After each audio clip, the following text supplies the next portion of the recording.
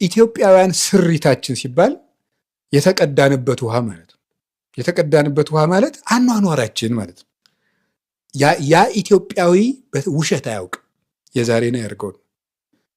የዛሬው ሰው አብዛኛው ይዋሻል። እውነት ለመናገር በጣም ነው የሚዋሸው። እንዲሁ እስመ አብ ወወልድ ወመንፈስ ቅዱስ እንዲሁ በጣም እንደ ውሸት አድርጌ እኔ እንዲያው የሚጠላ ነገር የለም በእውነት የሚዋሽ ሰው ቅዱስ ባስልዮስ ዘቂሳርያ እንደሚናገረው ቀጥታ ከእግዚአብሔር ጋር ነው የሚገጥመው። ምክንያቱም እግዚአብሔር ምንድን ነው? እውነት ነው። ውሸት ረበስላሴ አትዋሹ አደራችሁ። አሁን ሰው በእግዚአብሔር ስም ይዋሻል፣ በሌላው ቀርቶ እንዲህ ግርም ነው የሚያደርገኝ።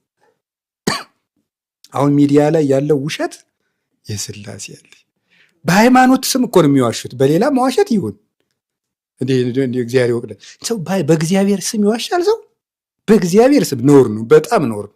እኔ እግዚአብሔር ይፈርዳል። እውነቴን ነው። ስራዬ ብለው